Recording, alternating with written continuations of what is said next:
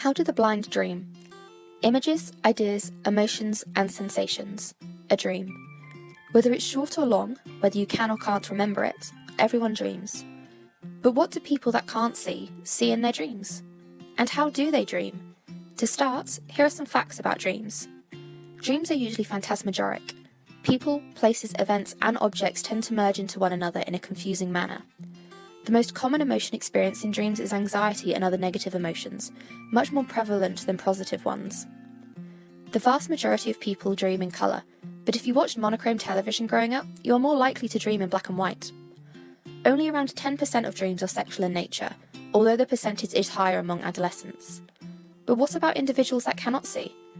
Individuals who have been blind since birth, congenital blindness, or very early in childhood usually have no images in their dreams. However, this varies from person to person. Some studies conclude that if a person loses his or her sight before the age of 5, they will almost never have images in dreams. Interestingly enough, the congenitally blind have cortical areas responsible for visual representations activated during dreaming.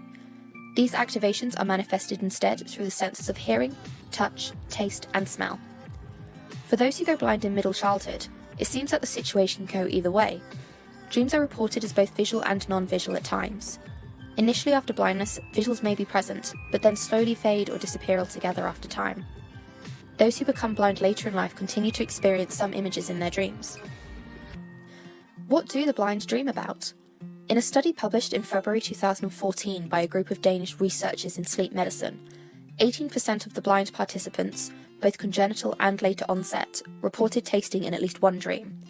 30% of the blind reported smelling in at least one dream. 70% of the blind reported a touch, sensations. 86% of the blind reported hearing.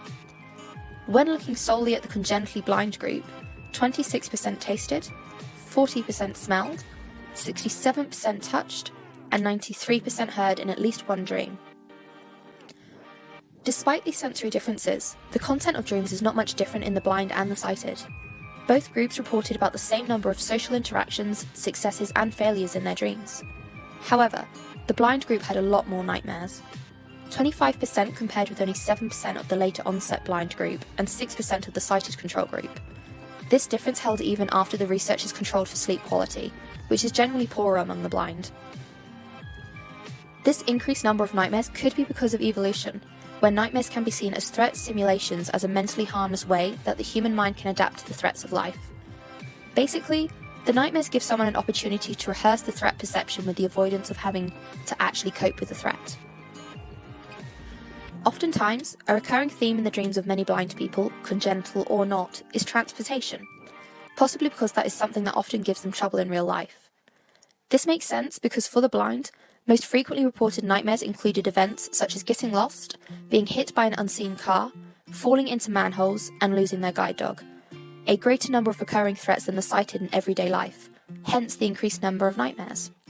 Although the other senses take over in dreams for the blind, especially for the congenitally blind, a 2003 study conducted in the EEG/sleep laboratory Centro de Estudos Egas Manis Faculdade de Medicina de Lisboa in Portugal showed that when it came to visually recalling and recreating a dream, there was no statistical difference between the blind and the sighted. When asked to create a graphical representation of a dream in the form of a drawing, blind subjects were able to create drawings of dream scenes that accurately represented the eneric scenes they had verbally described earlier.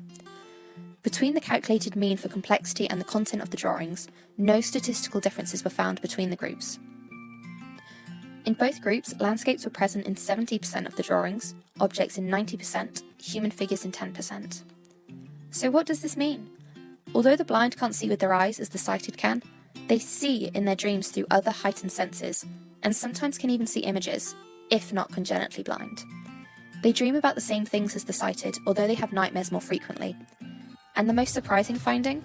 The lack of the sense of sight in dreams does not hinder the blind from describing nor representing their dreams graphically, with accuracy and complexity being statistically the same as the sighted control group.